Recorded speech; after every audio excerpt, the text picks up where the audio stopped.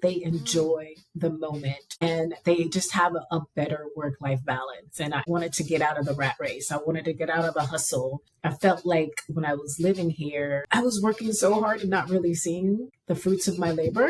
Have you ever seen someone living an amazing life and thought to yourself, how'd they get so lucky? If you are not currently living a life that's on your terms, a life by your design, then this podcast series is for you. This is the More Confidence with Luna Guy podcast. And in this special season, I'm going to be interviewing people who are living a life by design, living a life on their terms. And I'm going to find out once and for all if it is just luck or there's something more going on. Let's dive in. Sandra, tax often isn't a very sexy topic. It's not across the world. Yet what I'm fascinated to hear from you, and we're going to do this a little bit more later on in today's show, but you have this belief, and you've discovered by living in many different places outside of the US, that we work too much. Americans, I can only assume the same kind of culture in maybe Western cultures, we work too much. What made you come to that? I mean, I agree. What made you come to that conclusion? What has led you to think that we work too much? Just traveling abroad. So my first official, trip was in January 2021, and I went to Mexico, Playa del Carmen, Mexico. I ended up meeting a friend there. She was going, and I included myself into her trip, which was hilarious because I'm sure she probably wasn't ready for that.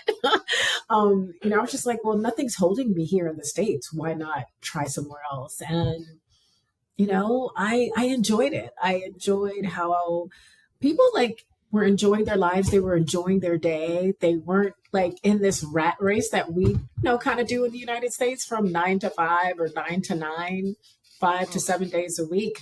And it was just refreshing, to really try to learn how they live their lives. Because it took a while for me at first, because I'm just like, okay, no one has a job. Everyone's just kind of out here, just enjoying the day, not really doing much. But no, I just learned that they live life differently, right? They enjoy the moment and they just have a better work-life balance. And I wanted that. I wanted to get out of the rat race. I wanted to get out of the hustle. I felt like when I was living here, I was working so hard and not really seeing the fruits of my labor. And then, you get caught up in that comparison game. And I was just like, I had to kind of be like, all right, Lord, I just need to look straight ahead, just run up my race because I'll get caught up in this. And Amen. I'll feel like I've accomplished nothing. You're speaking so much to my soul right now, Sandra, that, even as an entrepreneur, even if someone like I'm the boss and I find myself working too much, I find myself going, I can't have lunch with you today because it's Wednesday and I, quote, should be at work. I should be getting work done.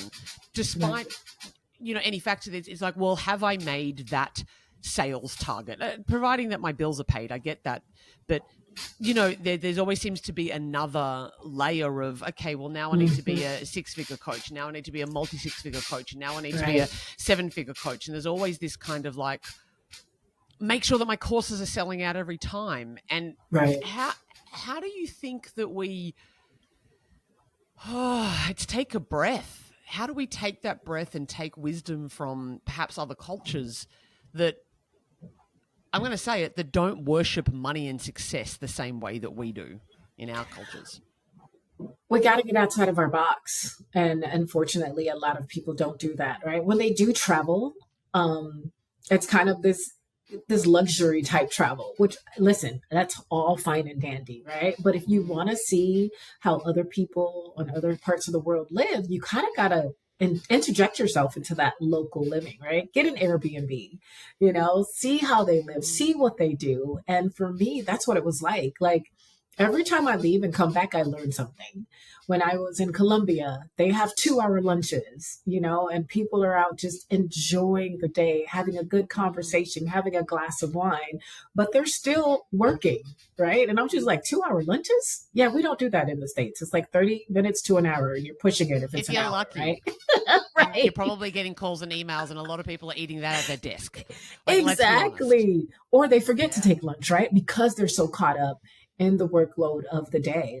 It's things like that doesn't happen across the way in these other countries. And, that's why I really love Latin America, because I'm trying to get my Spanish down packed, but also trying to understand how they live life and enjoy it.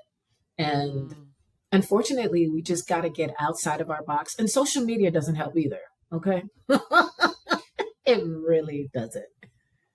Yeah. And what do you think that is? What do you think is the main message of our culture? And I'm going to say I know you're in the States, but I really do think that, from what I like, my observable connection to my time in the US, I think that the values around work are really similar in terms of success, hustle, drive. A lot of the American culture of more has permeated into Australia. So, and the West across the board.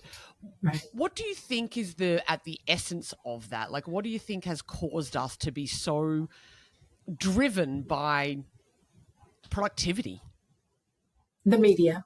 Any type of media, right? If you're watching a commercial, it's just like, hey, get this next new car. Mind you, you're driving a car that's probably 2 years old and you're still making payments on it, right?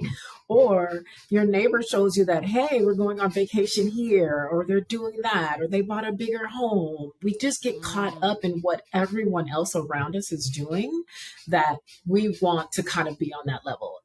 And we're so materialistic, right? You can't take that house with you when you die. You can't take that car with you when you die, but you can make more memories with your family. And I think our values have just shifted, in the last decade or so, where we're just consumers. We're so about consuming and more materialistic things, and things that really, at the end of the day, I feel like don't provide much value. If it does, it's very short-lived. Isn't it? It's it lacks nutrition from, if I would, it's fast food. Yeah. It's fast food value, it feels good in the moment. It's a quick and easy thing. You're satisfied for maybe half an hour, and then you're hungry again. And so nothing ever really scratches the itch. Right. Yeah. You're always chasing more. You're always chasing more. It's until we kind of look inside of ourselves. It took me a while, and sometimes I still feel like that, right? I'm looking for success, but my success looks different than someone else's. Like, my success is living abroad.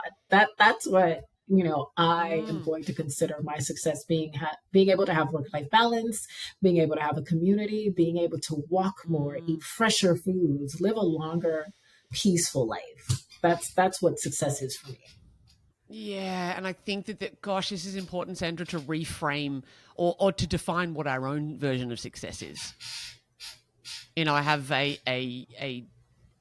she's a financial rebellion coach, so I'm curious to see how you guys. I think you two in the same room would do some amazing stuff. She in Australia, she empowers business owners to learn about their own tax, to learn about their own money, so that they can have the freedom that they actually want. And she talks about lifestyle profit, not just financial profit. I like that. What's the lifestyle profit of your business? Like, are you able to go for a walk in the middle of the day? Can you go have lunch? Do you, are you flexible? Because there's a whole bunch of profit in that isn't coming into your bank balance. You can't see it or it be a tangible thing that can put on your tax return, but it's real and it's lived. Yeah. Shout out to Liz Jarvis, by the way. I just thought I'd, because she's done amazing things for me. She's got a book called Financial Rebellion, something along those lines. Liz Jarvis, go check her out if you're in Australia, and of course Sandra in the US. I'm curious. You're talking about this of something came through for me as you're talking about like our values and how the media and we almost get sucked into the vortex of more.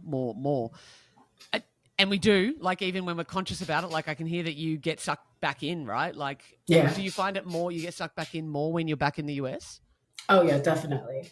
Definitely. And it's funny because I've been back for a couple of months now, and people are like, what are you going to do? Are you going to get out and about? And I'm just like, no, I'm good. Like, I live such a quiet life. I don't have a car anymore. I sold it last year, so when I do need to get out, I'll ask my sister. I'm trying to downsize everything I have. And I'm just really just trying to kind of stay off of social media because it doesn't feed me in any positive way. You know what I mean? There's very little out there that I look to enrich my life. Cause that's what I want. Right. And if I want some type of TV, I will binge watch an old show like Chopped. Like, oh, it's good. Like there's nothing crazy about it. And I love food. So I'm like, oh, why not? You know what I mean? That's how I feed myself. It's interesting. I heard something the other day which resonated so deeply with me from David Foster Wallace, and it's a much longer quote, and I'm just going to use a small portion of it.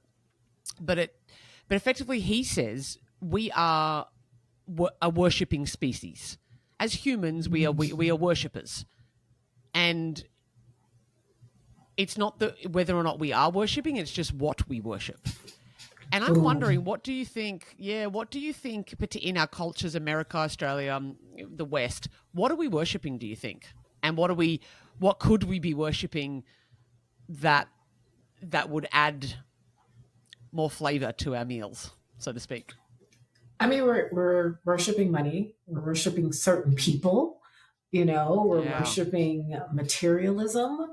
And like for me, we're all here for a purpose, right? And God created us. And I know people kind of get caught up with all that, and they're just like, whoa, what about the universe? I'm like, he created the universe as well. So let's just give it all to him. But I think it's such a hard question. Like for me, it's always when I'm down and out that I realize that I'm here for a purpose. And that's the only thing that can help me kind of get out of that situation. I've been hospitalized 3 times, right? Because I'm one of those people who extremely stubborn. I don't listen to my body because I'm just going to keep going. And literally it took the 3rd time for me to like, all right, Sandra, you chasing money isn't going to help you, right? It's not going to extend your life. All the money in your bank account isn't going to help you with a bad diagnosis, a health diagnosis. So nowadays for me, health is wealth. And I try to slow myself down when I feel myself getting anxious and trying to get revved up into things. And I'm like, nah, I'd rather have these $2 and my health than $1 million and be in the hospital. So and not have your health. Yeah. Yeah. You know what I love about your perspective here, and I'm going to go a bit deeper into that. And I've got I'm totally with you 100%. And I want to play devil's advocate because I know that like even for myself, the little whisper of maybe materialism or capitalism comes in.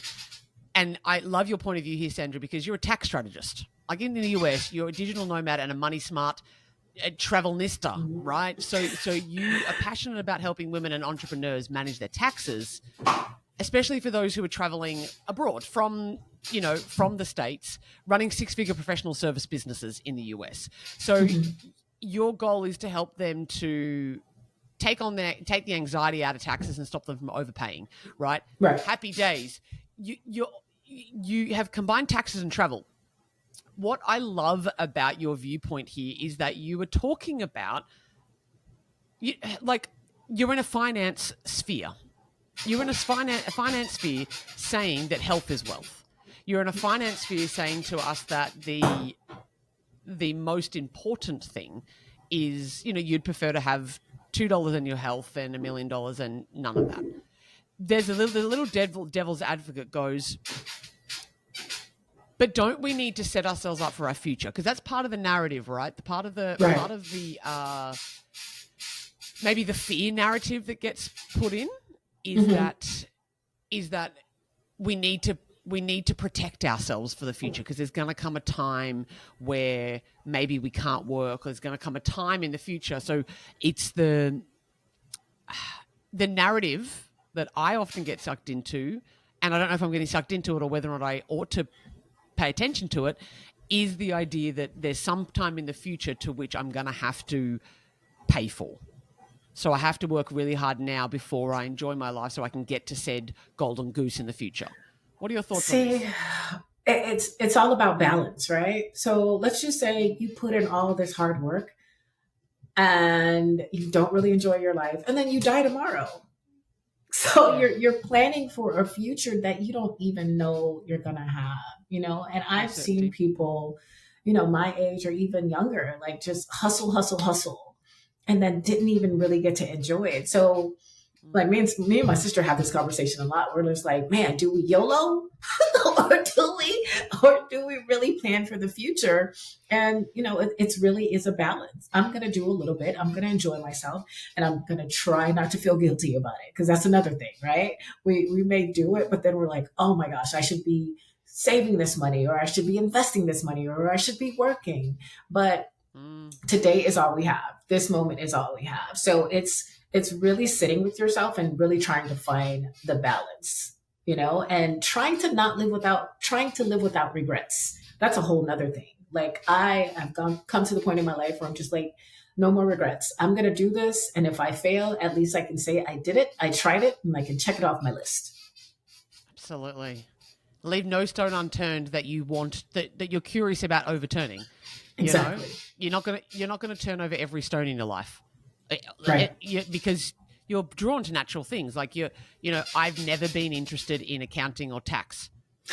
You have been. Don't blame you. It's fabulous. It's fabulous. Do you know what I mean? Like there is that. We need. If we all liked the same things, then it would be quite a. We'd all just be robots. There would be no. There would be no. And I say diversity not because I think that we need to go out of our way to get diversity. I think we just are. Mm-hmm. We just like different things. We have different flavors. That's what makes a soup so rich. Yeah. Okay, so then how have you found that balance, or how are you finding, if I would, because I'm feeling like there's a work in progress like we all are. How are you finding that balance between the should plan for my future and maybe the irresponsibility that comes with YOLO? Because I think that some people are just like, oh, well, go into debt. Oh, well, get the credit cards. Oh, well, you only live once. I'm just going to burn up a credit card because I might die tomorrow. Because there's two extremes of a stick. Where's the middle ground for you, do you think? I know. That's the thing. Like, okay, you're YOLOing and then you live to 100. Like, what are you going to do about all this credit card debt? Correct. That's right. For me, it's just kind of figuring out what is really important to me these days. Like, right now, being in the States is kind of like my hibernation mode, where I'm not doing much of anything because my goal is to get, is to leave, is to go to Mexico, is to see, Colombia and Peru.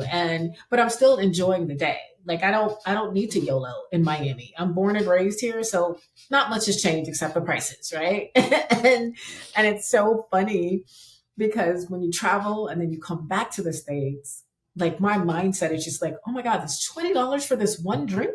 I can buy like 3 bottles of wine for that, like in Mexico. Mm-hmm. So I look at money differently. I cherish it in a different way because I'm like, I'd rather, let me hold off. It's not that important. Yeah, what I'm hearing there is interesting because, the shift between worshipping money, making it the be-all and end-all, but what I heard you say there was the word cherish, and what really came through for me was the word, like, respect. There's a respect that you have around your money of like, well, I'm actually just not going to throw it into places. I'm not just going to, like, just dismiss it. Pay $20 for a drink. Like, I'm with you. I'm like, really? Someone invited me to lunch the other day and I was like, look, I've actually already gone out to lunch this week and I've got heaps of food in the fridge that I prefer. Right. Like, I want the food that's in my fridge because I've made it and it's delicious and I know where it comes from and I know what's in it. Yeah. I kind of don't want to go spend another $40 on like a standard meal. A breakfast out here is going to be at least $30 generally for breakfast. Oh my goodness, so what's dinner? Correct. That's exactly right. A standard dinner, and I'm not even talking a particularly expensive one, is probably about $50. You're probably going to spend $50 on a standard meal for one person. I'm okay. Generally, maybe probably with a drink. Correct. How often do I want to do that? How important is that? So, I think that I'm hearing that you respect your money and you're deliberate with it. Yeah, I have to be. Like I said, like just being abroad, it's taught me so many lessons. Like you see people, how hard they work, how much more they enjoy their life. And yet I'm in a another position than they are, and they're, they're happier, they live longer. Yeah. They're just really kind of cherishing the day and cherishing what they have. And so that's what I love about it, right? It's like a reprogramming of my mind every time I leave. Like, cherish the moment, cherish where you at. You are an American. You're somewhat entitled, like, but like don't Totally. act like it. That's the problem. Like, we go to these places and we act a fool. And I'm like, yeah, not trying to do that. Humble yourself, Yeah. like we have been lucky enough to be born in extremely wealthy countries. Right. Like even the fact that you and I just had a discussion about choosing a $20 drink, like that's available. Right. In our countries, like, as much as there is class distinctions and poverty in our countries, we're extremely wealthy, like even as we're born, even if you're born in a poor part of our countries, you'll still face lots of poverty and lots of, not to discount that. The comparison of poverty of like American poverty compared to maybe Asian poverty, Totally different. Poverty is totally different, right? Yeah. We're privileged. It's a completely different world. Yeah. Even, and that can be a hard pill for many of us to swallow, because we're like, well, I'm not rich. I have to struggle to make my ends meet. I have to go to work. I have to do this. I have to do that. And we go, well, that's not privilege to me. But it's also perspective, I suppose, Sandra. When you go to some other countries, you're getting perspective of, hang on a second, not only are they not worshipping money in the same way and success, they have less, but they are richer. Yeah. Why do you think that is? Why are they richer, do you think? Like, from an abundance, from a heart and a joy and a love and a depth of life. Why are they richer in life than us in the West?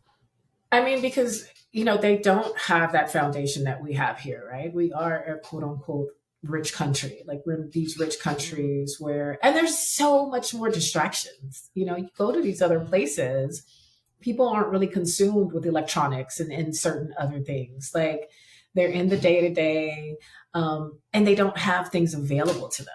Like, I had a friend tell me, she's just like, do you know what, like, the minimum wage is in China? And I was like, no. And she told me, and I was just like, wow, okay. It makes you not ever want to complain, but those people make it work.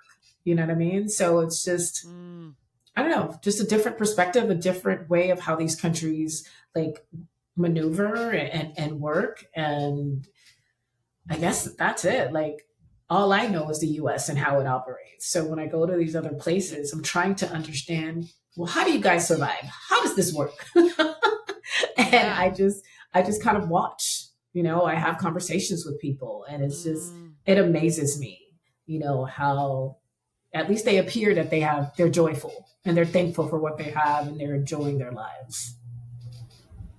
Of course, there's exceptions to rule in every place, right? There's plenty of happy people in the States. There's plenty of unhappy people in Colombia, but it's a culture. Like, what is the culture? What is the general vibe of a place? You get that pretty quickly. Like, even state to state, like Miami's a lot more chilled and a lot more, easygoing than a city like New York. Yeah. I can only imagine, right? Like, yeah, so true. Totally, like the South and the North. Yeah, I've been there, and I was just like, oh yeah, this is too fast for me. Yeah, it's fast, and everyone's going somewhere, and everyone's got something to, and no one slows down to talk to each other. And why are you talking to me? And it's definitely a big difference there. So, how did you get here? How and maybe where are you now? So, tell us a little bit of your story, Sandra, of that moment where you jumped on the coattails of your friend going to Mexico. Like, is there a before and after? Were you living the hustle and bustle life? Were you living a big busy, let's collect all the things and focus on materialism before that point? I think I was chasing that. The change kind of happened in 2018. I had been in Houston for about 5 years working, and things were going okay, but I woke up one morning and I was just like, I don't want to do this anymore. I'm kind of, I'm tired of the networking. I'm tired of doing this, trying that, seeing what's going to work. And I just started researching like where I could live outside of the United States for less money and not work so hard and still live a decent life, right? And so Thailand came up. I did some more research, asked some more, questions. And then, God had some other plans. I got sick in 2018, which required me moving back to Miami and slowing down. Like I could not work for about 6 or 7 months. And I was experiencing a lot of pain, trying to figure out what was going on with my life. So I am not one of those people that likes to sit still, but I had to learn in that season to sit still. But the traveling was still in the back of my mind. So then in January 2020, I was just like, okay, I'm doing it. I'm taking my first solo trip. And I went to Morocco for a week by myself. Ended up, it was crazy. It was with this program called Volunteer HQ. So I was teaching kids for about a week. And that's when I realized I am not a teacher. Never going to do something like that again. How do we know if we never give it a go, right? Right. But it was a good experience, right? I was able to navigate being halfway across the world for my family and living with a host family that didn't speak any English. I didn't know this much French. And so it was that kind of sparked my interest, like, okay, I can do this. And then of course, COVID happened. And so, I tell people I officially began in 2021. I was just like, there's so much more to life than just being here in the States in Miami. I can do what I do from anywhere. So why not go? Why not check it out? And I've been doing it ever since, 3.5 years now. And I'm just excited, to find my quote unquote new home base, I guess you want to say. I mean, congratulations, if I would, in that sense of like having the bravery to explore unknown territories. Because I think that's, if we talk about living a life on our terms, it really requires that, don't you think, Sandra? Like it requires us to be willing to suck. You go into Morocco, you teach for a week and you're like, oh man, like that wasn't for me. Like sorry kids, you got nothing from me that week. I just learned that I'm not a great teacher. Yeah. Right. And the humbling of that, like, can you be okay to suck at something? Can you be okay to not know? And I think that, I don't know, like I asked you before, like, what do we think that, like, we're driving towards materialism and capitalism and success?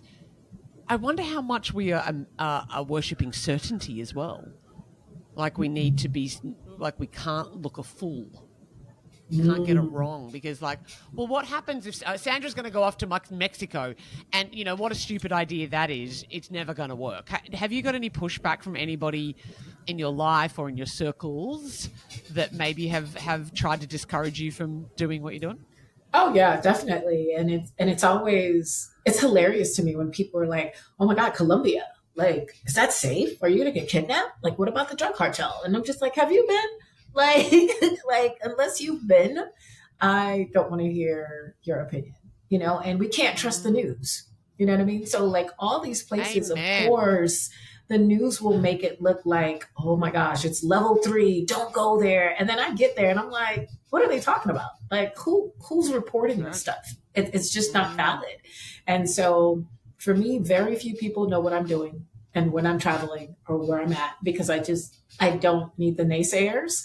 And, my comeback is like, have you been? If you haven't been, you have nothing for me. So thank you. Keep it moving. Preach. I want everybody to really, really feel into what Sandra has just said. You're not making room for the naysayers because they're going to be there. I want everybody to hear this loud and clear, no matter what you are choosing to do in your life. Play by the rules and play by everyone else's rules, you're going to get naysayers. Yeah. Play by your own rules, you're going to get naysayers. It doesn't, like, you can't win over everyone. And if you're attempting to, you're going to lose.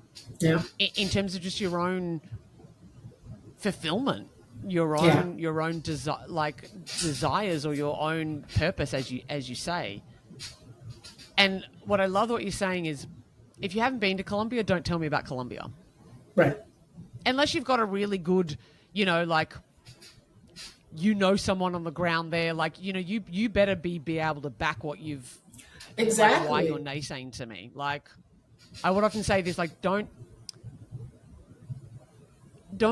take player, like, advice from the spectators.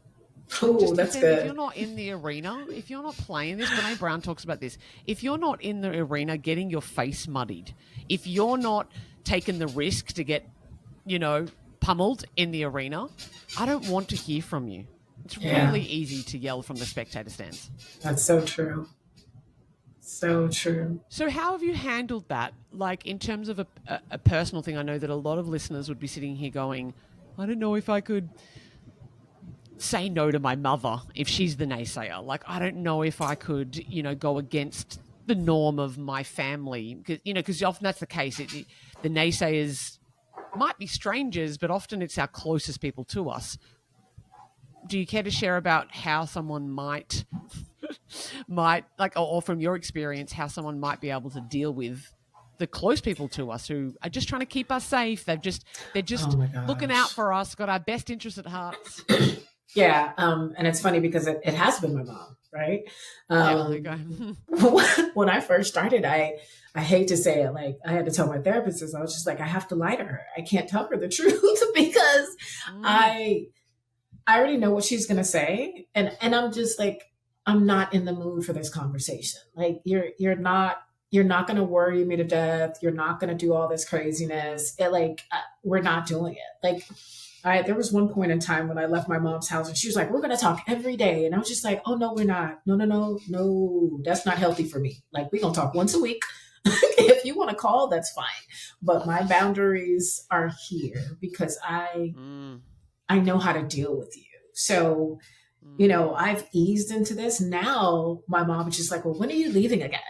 And I'm just like, oh, yes, I've programmed her so well, Yes. And now it's so much easier. And she's like, well, you're going to be gone for, how long this time? I'm like, I don't know. Like, and when I come back, I come back, eventually it's going to be like, I'm not coming back, but at least I've gotten her ready. But it took years for me to even be comfortable with doing this. Me and my sister would literally lie to her almost every time I was gone because I just didn't want to deal with it.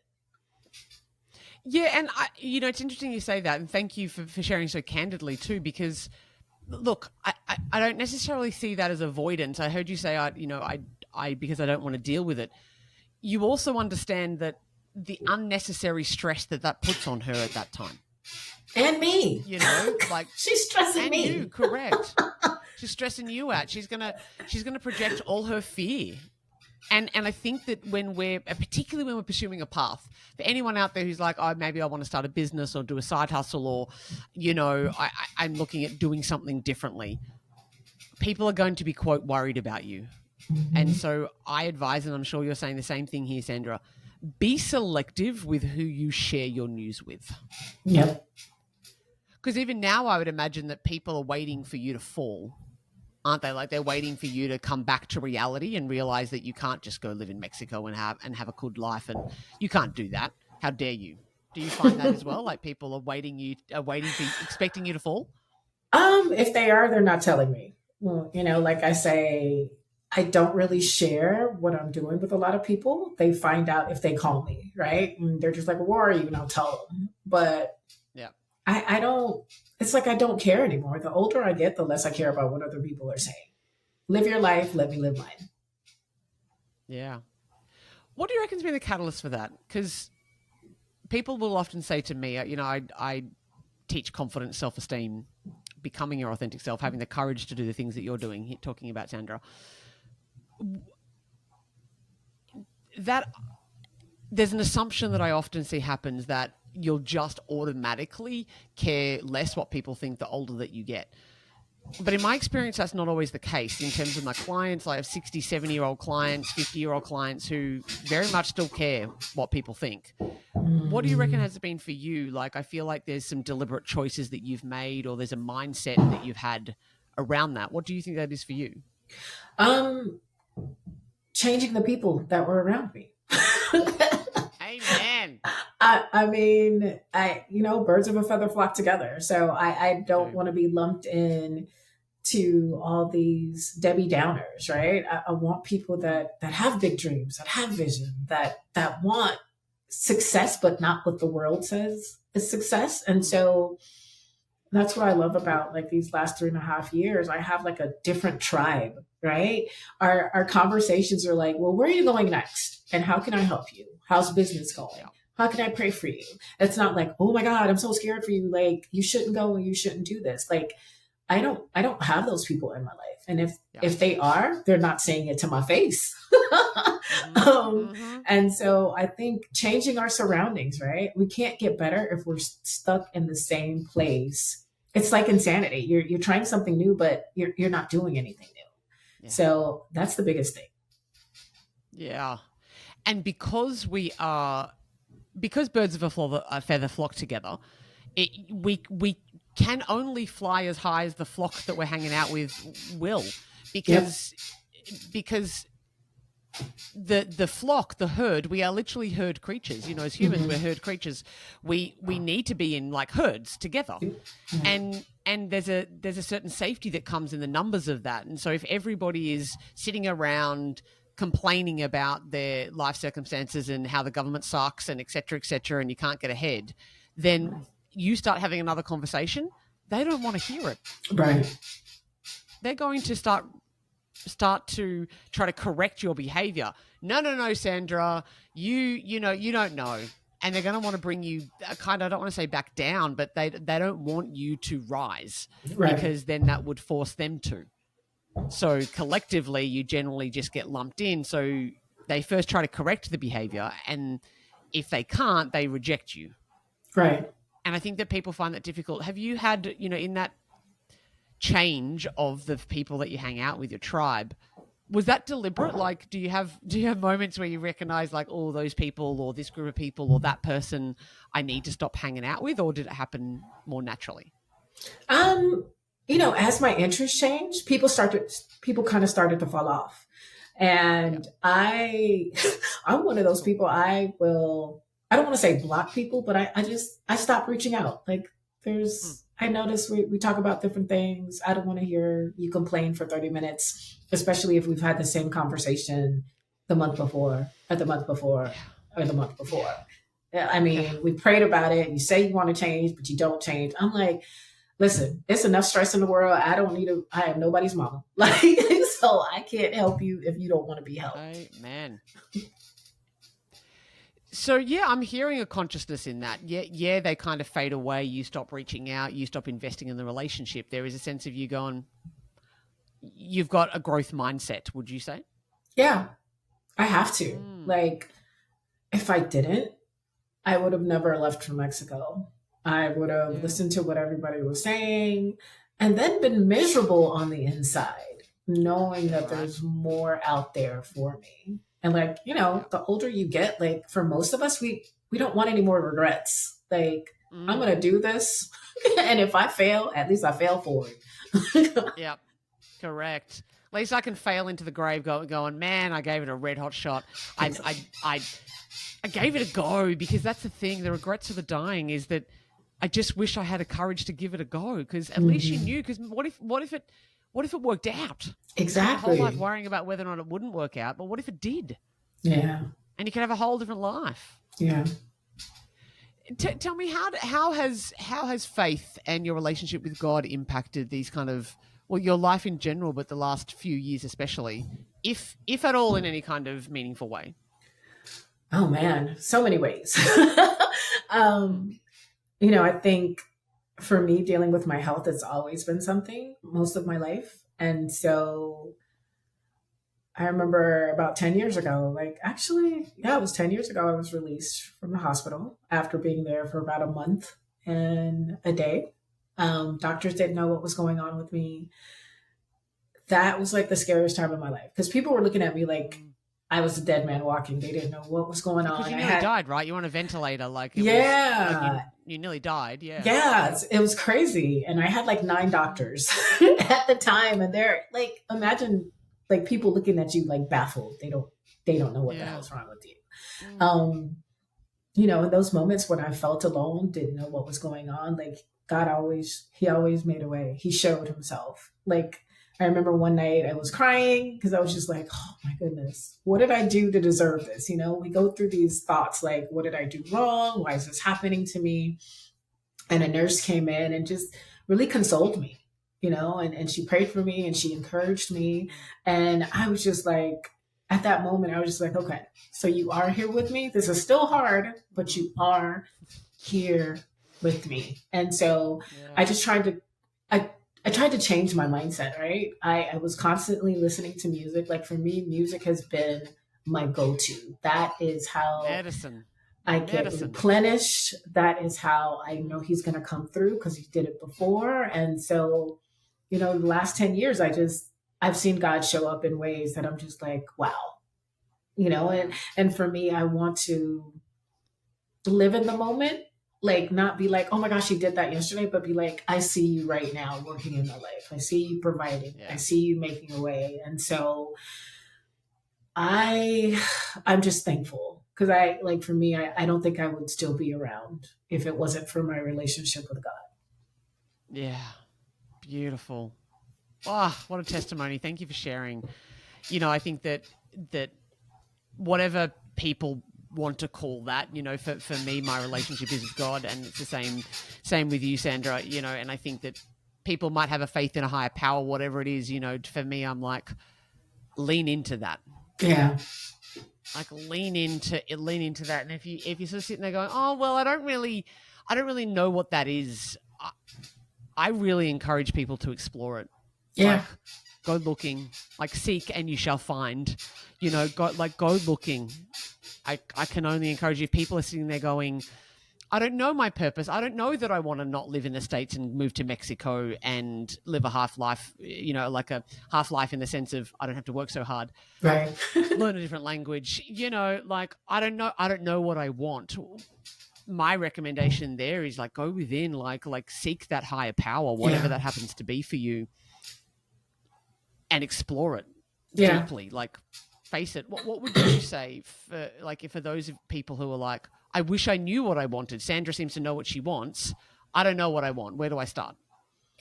You can ask friends, you know, like a lot of the times people see something in you that you don't, right? I've always been that planner for the people around me, my friends. Like when we had trips, gosh, I was just like, I should be a travel agent with all this dang on traveling that I have to figure out for people. And I've, you know, I just always realized I love travel, and people would just tell me like, you're a really good listener. You're a really good encourager. I see you doing this. I see you doing that. So at times that helped me in certain aspects of my life. But another thing is kind of like you said, like be still. Like we live in a world where there's so many distractions. Whatever you want is at the fingertips of your hand with this phone or on your laptop or on TV. Like, how about get a chair, sit outside and watch the sunset? Like, and ask those questions. Those quiet moments. Don't take a photo of it. Don't read a book. Don't caption it. Don't take anybody with you. Yeah. Sit in there, maybe the discomfort of the fact that you're going to be away from your phone for the next hour. Right. And see what happens. Like you'd be surprised at what comes to you. And also just how you just enjoy the nature, right? Like you look at the clouds, you look at the trees, like you look at we have ducks over here and they're constantly just walking around with their family. And I'm just like, where did y'all come from? But they don't look worried, but we're constantly worried, right? So it's just being still, enjoying the nature, getting out more. That's what I've learned as well from like traveling. Cause I'm usually an indoor person with some AC. I'm not trying to talk to nobody, but like traveling, I have no choice but to walk to the store. Yep. You know what I mean? To explore what's out there, to see what the locals are doing. And you get caught up in that and you see how much more enriching life is. Thank you. There's so much gold in that. And I think that all of us, even if you're not traveling, how many times have you had a visitor come to visit you in your town and then you've gone and done the tourist things? Like you've gone and, I've never been to this place before. I've never seen, how have I never known about this cafe? Yeah. Because you sit in your house and you drive to your supermarket and you drive to your work, or you walk to your gym, whatever it is. Yeah. And you stay within all your known areas. Exactly. Go to a different restaurant. Explore, like you don't have to necessarily travel to get that experience of what you're speaking about, Sandra. I think that you can travel within your own hometown. Like maybe make an effort to walk next time instead of drive to wherever, if that's possible for you. Right, if that's possible. Yeah. But like get on the bus. Right. Like if you have a car, now get on the bus, because you know what? You're going to sit next to someone or across from someone, and get on the bus and leave your phone in your pocket or in your bag, and then watch people. See how they interact and look for the magic moment. Yeah. Look for what is magic. Yeah. I love that. Oh my gosh. Can you share this? I think there's such, the way you're living your life and the way that you're intentional with it, I think is incredibly inspiring. We've spoken briefly about tax stuff, which is what you do. And I kind of want to just touch on that, briefly, I suppose. This podcast is more about getting an idea of your mindset and how you've done it. If we wanted to work with you, if we're like, cool, I want to, Sandra's in the arena, and it's the arena that I feel like I might want to play in. I live in the US and I want to move beyond. How can you help people? What kind of work and how can you help people?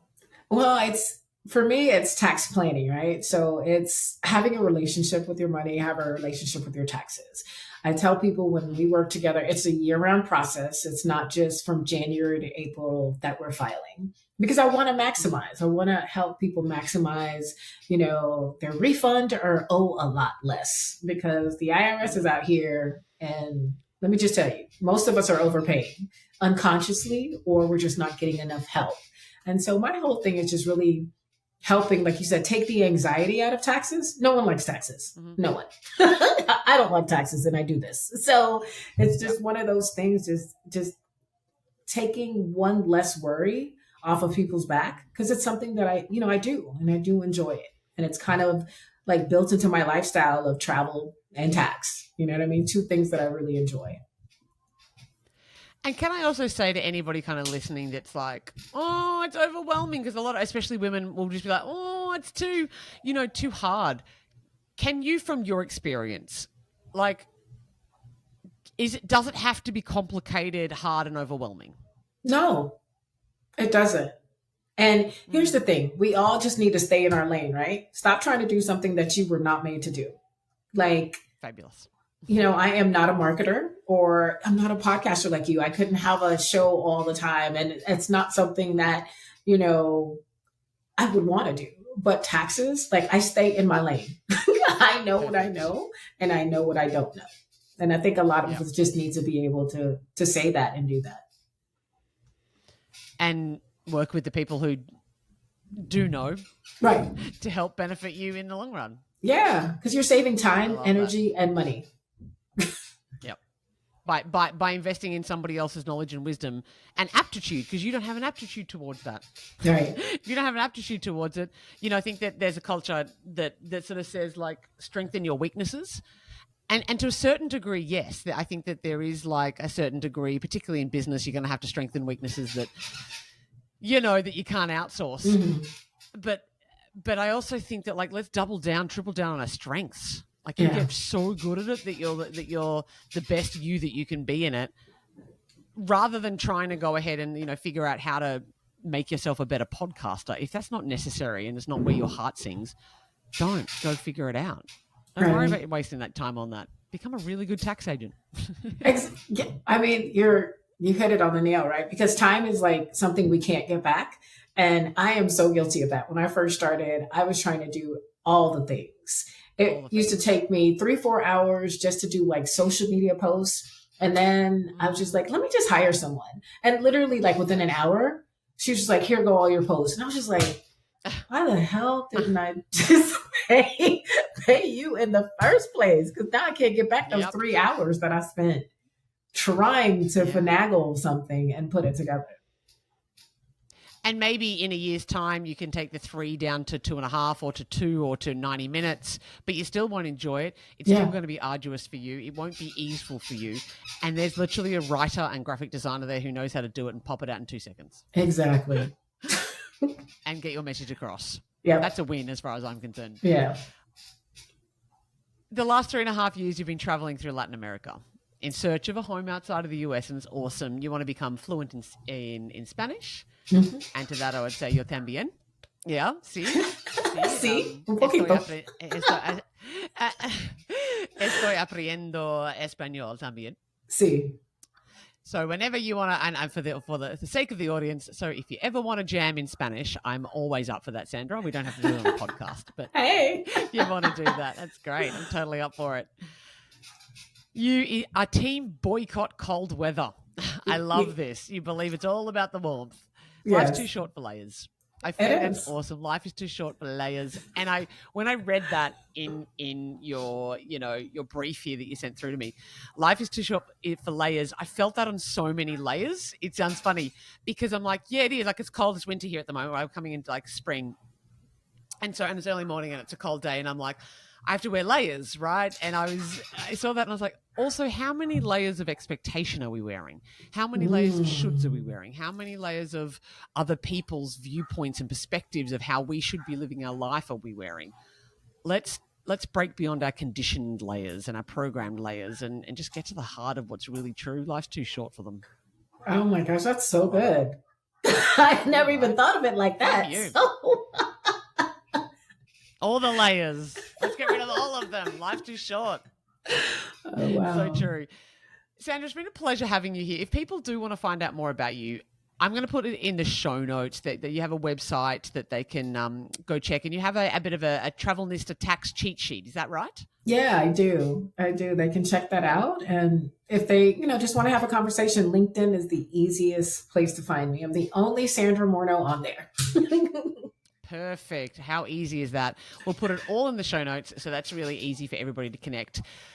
One last question before we finish up that's going to maybe give you a space to have a bit of a think.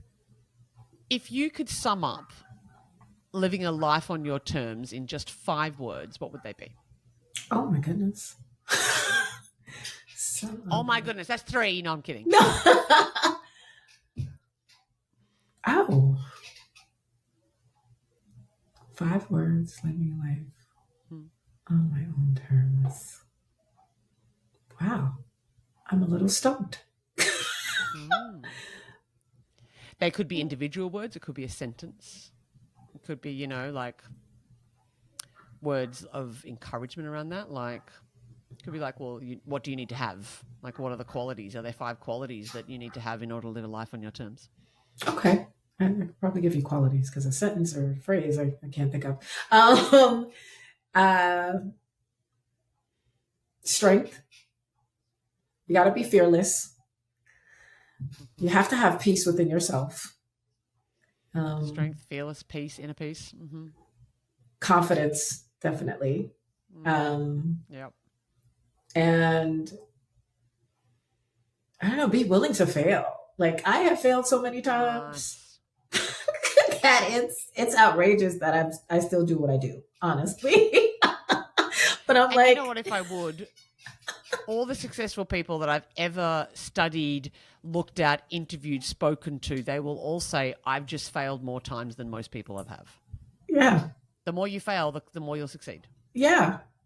Really. It really. And we don't know unless we try. So what do you have to lose? Absolutely.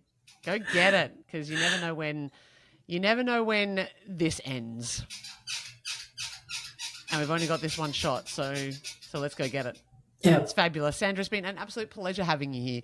Thank you for joining us from Miami, Florida, for this beautiful podcast episode. Maybe next time we are reaching in person in Colombia or in Mexico. You never know where the world's lead, if I'm ever in that part of the world, which is part of my plans as well. So if I am ever in that part of the world, I will be sure to maybe bring a microphone and see if we can have a round 2 conversation, but in person. Oh, that would be awesome. Thank you so much for having me. This was just such an amazing talk and just got me thinking. So I hope this blesses at least one person. Me too. Blessings to anyone who's listening to this, and may it give you the courage to shed those layers and come home to the truth of who you are. Yeah. God bless. Love it.